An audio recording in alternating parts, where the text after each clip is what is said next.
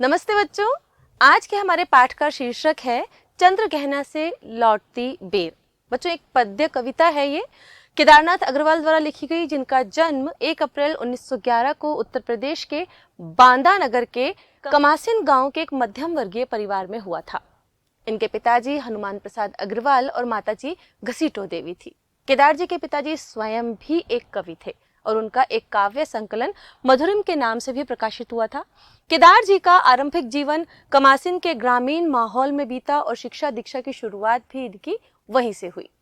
बच्चों, यहाँ पर एक पाठ है चंद्रगहना से लौटती बेर, जो कि एक कविता है।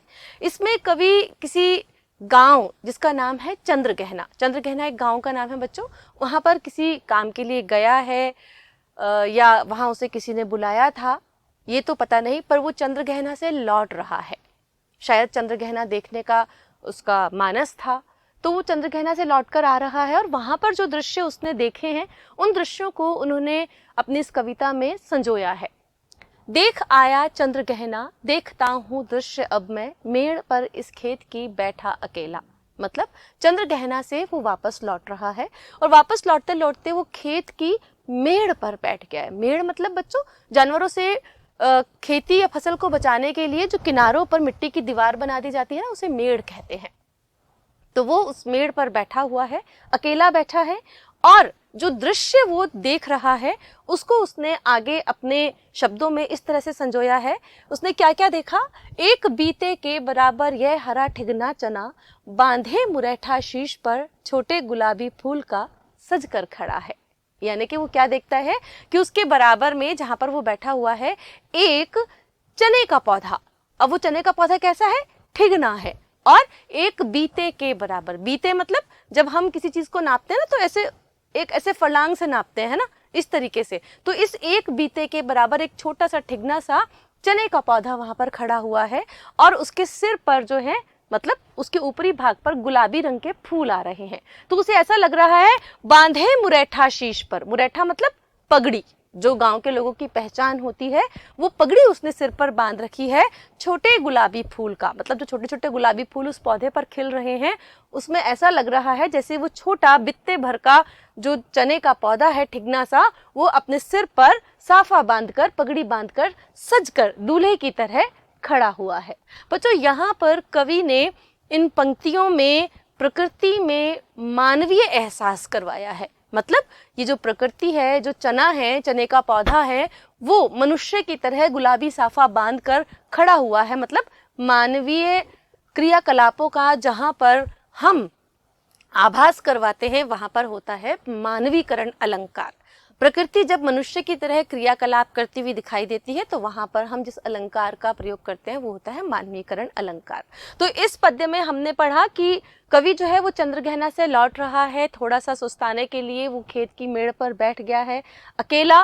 वहां का दृश्य बहुत ही मनोरम है। उस दृश्य को देखकर वो यहाँ पर एक कविता लिख रहा है। उस कविता में इसने क्या लिखा? उसने देखा कि उसके पास में एक बित्ते भर का छोटा सा ठिगना चने का पौधा खड़ा हुआ है, जिसके सिर पर यानी जिसके ऊपरी भाग पर गुलाबी फूल छोटे छोटे से खिल रहे हैं। तो कवि को ऐसा आभास हो रहा है जैसे कोई ठिगने कद का दूल्हा सज धज कर गुलाबी साफा पहनकर वहां पर खड़ा हुआ हो। बच्चों, यहाँ पर आपको कुछ अर्थ भी दिए गए हैं। बीते भर मतलब छोटा सा, बालिश्त भर, ये जो बालिश्त हम नापते हैं ना, इस तरीके से। ठिगना, नाटा, मुरैठा यानी पगड़ी। आगे बढ़ते हैं बच्चों।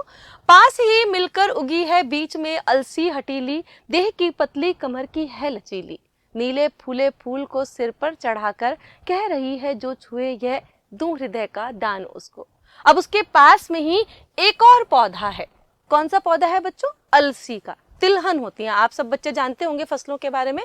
तो तिलहन है एक अलसी, उसका पौधा खड़ा हुआ है। वो कैसा खड़ा है? अब अलसी के यहाँ पर 3 बच्चों विशेषण बताए गए हैं।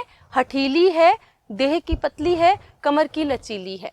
तो कैसी है? मतलब वो कि जब हवा चलती है तो वो पतली पतली सी उसकी देह है, डंडियां पतली पतली सी हैं उस पौधे में। जैसे ही हवा चलती है वो नीचे को झुक जाती है, पर वापस से लचीली है, इसलिए वापस से सीधी तन के खड़ी हो जाती है। तो ये विशेषताएं उसकी यहाँ पर अलसी के पौधे की बताई है। तो कह रहे हैं कि पास ही चने के एक और पौधा है अलसी का, जो कि है हठीली। हठीली कैसे?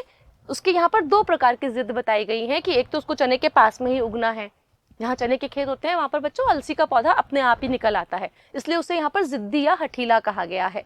दूसरा कि जब वो हवा चलती है तो वो झुक जाती है पर जिद करके वापस सीधी होकर के आ जाती है, मतलब वो इतनी कठिनाइयों से घबराने वाली नहीं है कि जरा सी हवा में उसकी डंडियां टूट जाएं, उसके तिनके यहाँ वहां बिखर जाएं, तो वो उसकी जो लहराना है उसका हवा के साथ साथ वो लहराते लहराते नीचे झुक जाती है, क्योंकि उसकी देह पतली सी है, शरीर उसका पतला सा है। यहाँ पर अलसी का भी उन्होंने जो मानवीकरण किया है कि एक पतली दुबली सी छरहरी सी युवती के रूप में किया है, जिसकी देह, जिसका शरीर पतला कोमल सा है, जिसका शरीर और कमर जिसकी बहुत लचीली है, कि जब वो लड़की चलती है तो उसकी कमर बहुत लचके जो है खाती है। तो यहाँ पर अलसी को उस नवयुवती के समान बताया गया है कि वो देह की पतली है, कमर उसकी लचीली है, जब हवा चलती है तो वो पूरी झुक जाती है पर वापस से जिद के मारे ठीक खड़ी हो जाती है। और दूसरी जिद उसकी क्या बता रही है बच्चों, यहाँ पर अगली लाइन में वो कह रहे हैं नीले फूल को सिर पर चढ़ाकर। अब अलसी में जो फूल आते हैं वो बच्चों नीले रंग के आते हैं, चने में गुलाबी रंग के, अलसी में नीले रंग के। तो वो कह रहे हैं कि उसने अपने सिर पर नीले नीले फूल ले रखे हैं, नीले नीले फूलों को अपने सिर पर चढ़ाकर कह रही है, जिद करके बैठी है कि जो भी उसे छू ले, जो भी उसे हाथ लगा ले, वो अपने हृदय को उसे दे देगी। है तो हठीली, जिद्दी है, जिद करके बैठे कि जो भी उसे छुएगा, जो भी उसे स्पर्श करेगा, वो अपना दिल उसे दे देगी। जिद्दी है पर प्रेम का यहाँ पर आभास करवाया जा रहा है इस पंक्ति में कि वो प्रेम पाने को आतुर है और कह रही है कि जो भी मेरे इस नीले सुनहरे फूल जिसे मैंने सिर पर चढ़ा रखा है उस समेत मुझे छू लेगा तो मैं अपने हृदय का दान उसको दे दूंगी। तो पहले पद्यांश में हमने पढ़ा मानवीकरण अलंकार के रूप में छोटे से चने के पौधे को एक दूल्हे के रूप में यहाँ पर दिखाया गया है जिसने गुलाबी रंग का साफा पहना हुआ है। दूसरे पद्यांश में हमने पढ़ा है अलसी के बारे में, नवयौवना नवयुवती के तरह उसको यहाँ पर बताया गया है कि उसकी जो देह है वो पतली है, कमर लचीली है और हठीली भी है वो, क्योंकि उसने हट कर रखी है कि जो कोई भी उसे छू लेगा वो अपने हृदय का दान उसे दे देगी। अब यहाँ पर बच्चों हम आगे बढ़ रहे हैं। और सरसों की न पूछो, हो गई सबसे सयानी, हाथ पीले कर लिए हैं ब्याह मंडप में पधारी। अब तीसरी फसल यहाँ पर बताई गई है। तीसरी फसल है सरसों की, क्योंकि जिस समय कवि वहां से निकल रहा था उस समय सरसों के होने का वक्त है, मतलब सरसों जिस समय उगती है उस वक्त की बात कही जा रही है, ये अपने फरवरी मार्च की, फागुन के महीने की। तो वो कह रहा है कि अब सरसों की तो पूछो ही मत। जब हम किसी खास व्यक्ति के लिए कोई खास बात बताने की बात करते हैं तो हम ऐसे बोलते हैं ना, अरे भाई सुधांश की तो पूछो ही मत, वो तो अलग ही तरह का है। तो इस तरह अलग तरह की बात बताने के लिए जब हम इस वाक्य का प्रयोग करते हैं वो कह रहे हैं कि अब सरसों की तो पूछो ही मत, सरसों सबसे सयानी हो गई है। अब यहाँ पर सयाना होने का मतलब तीन तरीके से लिखा गया है बच्चों। सयाना समझदार होना, दूसरा सयाने से मतलब है यहाँ पर कि वो अब युवती हो गई है, मतलब अब वो यौवन को प्राप्त कर चुकी है, उसके विवाह का समय आ गया है। तीसरा सयाना यहाँ पर चतुर शब्द से इसका अर्थ है कि वो बहुत सयाना है, ध्यान रखना जरा उससे, इस तरीके से हम बात करते हैं तो मतलब वो बहुत चतुर है, चालाक है। पहला सयाना समझदार होना कि भाई मेरी लाडो तो बहुत ही सयानी है, सब काम सोच समझ के करती है, इस तरीके से सयाना का अर्थ समझदार से। दूसरा सयाना, भाई अब लड़की सयानी हो गई है, उसका भी कुछ ध्यान करो, मतलब वो विवाह योग्य हो गई है। और तीसरा सयाना, बड़े सयाने हो तुम, मतलब चतुर होना, चालाक होना। तो यहाँ पर कह रहे हैं कि सरसों जो है वो अब सयानी हो गई है, मतलब विवाह के योग्य हो गए हैं और उसके हाथ पीले हो गए हैं, मतलब चारों तरफ जो सरसों का खेत है उसमें पीली पीले सरसों के फूल दिखाई दे रहे हैं। तो ऐसा लग रहा है जैसे लड़की के हाथ पीले हो गए हैं, मतलब अब उसके विवाह का वक्त आ गया है और वो ब्याह मंडप में पधार चुकी है, यानी शादी का मंडप लगा हुआ है चारों तरफ और सरसों जो है वो सयानी होकर शादी के मंडप में आ गई है। फाग गाता मास फागुन आ गया है आज, जैसे देखता हूं मैं स्वयंवर हो रहा, प्रकृति का अनुराग अंचल हिल रहा है, इस विजन में दूर व्यापारिक नगर से प्रेम की प्रिय भूमि उपजाऊ अधिक है। कितना अच्छा यहाँ पर उन्होंने वर्णन किया है कि जब ये सारा कार्यक्रम चल रहा है तो फाग का महीना कैसे पीछे रहता, मतलब इस समय जो है फागुन का महीना चल रहा है, तो वो भी इस ब्याह मंडप में अपनी भूमिका अदा करने के लिए आ गया है। मतलब फागुन का जो महीना है वो फाग के गीत गा रहा है, चारों तरफ से फाग के जो गीत हैं वो सुनाई देते हैं। बच्चों, हमारे यहाँ पर तो हम शहरी वातावरण में रहते हैं, लोग इतनी भागदौड़ में हैं, लोगों को कमाने के लिए, खाने के लिए इतनी भागदौड़ करनी पड़ती है, तो वक्त ही नहीं है हमारे इन लोक गीतों को गाने का या हमारी लोक प्रथाओं को निभाने का। पर गाँव में आज भी, गांव कस्बों में आज भी मौसम के हिसाब से, ऋतुओं के हिसाब से लोकगीत गाए जाते हैं, छोटे छोटे पर्व, त्योहार, उत्सव मनाए जाते हैं। तो वो कह रहे हैं कि इस समय फाग आ गया, मतलब फागुन का महीना आ गया, और ऐसा लग रहा है जैसे वो फाग के गीत गा रहा है, और मुझे ऐसा लग रहा है जैसे मैं स्वयंवर देख रहा हूँ। किसका स्वयंवर? कौन सयाना हो गया था?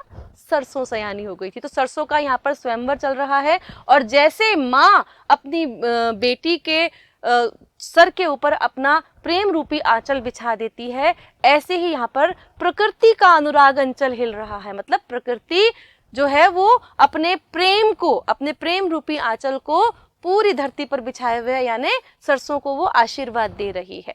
प्रकृति जो है इस समय बहुत खूबसूरत हो जाती है बच्चों।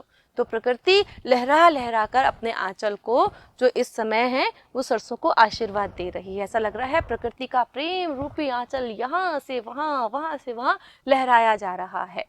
इस विजन में, विजन मतलब एकांत में, कह रहे कि इस एकांत में भी यहाँ पर इतना सब कुछ जो है वो महसूस कर रहा है लेखक, कवि, की प्रकृति कितनी प्यारी है, प्रकृति कितनी उदार है, प्रकृति कितनी खूबसूरत है कि इस अकेले वातावरण में भी वो अकेला नहीं है। मतलब यहाँ पर जो चना है, अलसी है, सरसों है, वो उसे अपने होने का एहसास करा रही हैं। तो वो यही कह रहा है यहाँ पर कवि कि व्यापारिक नगर से दूर इस एकांत में, यहाँ पर उसने गांव की भूमि को प्रेम की भूमि कहा है। लोग नहीं है, फिर भी उसे कितना अपनापन लग रहा है ना प्रकृति के साथ। प्रकृति की खूबसूरती उसे अपनेपन का एहसास करा रही है। तो ये बता रहा है कि गांव की जो भूमि है वो प्रेम को उपजाने वाली भूमि है, जबकि व्यापारिक जो नगर है वो प्रेम से दूर है। वहाँ पर अपनापन खत्म हो गया है, वहाँ पर लोग सिर्फ स्वार्थी हो गए हैं, केवल अपने बारे में सोचते हैं। जबकि गाँव की भूमि में आज भी, चाहे वो खेत की मेड़ पर अकेला बैठा हुआ है, पर फिर भी उसे अकेलेपन का एहसास नहीं हो रहा। वहाँ की धरती का कण कण उसे अपने होने का एहसास कर रहा है। वहाँ की मिट्टी की खुशबू, वहाँ की प्रकृति का खूबसूरत वातावरण उसे खुश कर रहा है, उसे वहाँ पर किसी के होने का एहसास दिला रहा है। तो यहाँ पर तीसरे पैराग्राफ में, तीसरे पद्य में अलसी और चने के अलावा यहाँ पर सरसों की बात कर रहा है लेखक कि सरसों की तो पूछो ही मत, सरसों अब सयानी हो गई है, मतलब विवाह के योग्य हो गई है, उसके हाथ पीले कर दिए हैं। मतलब चारों तरफ जो है सरसों के खेत में पीले पीले फूल जो हैं वो उग रहे हैं, उसकी खूबसूरती इतनी बढ़ गई है, ऐसा लग रहा है जैसे कोई स्वयंवर रचा हुआ हो।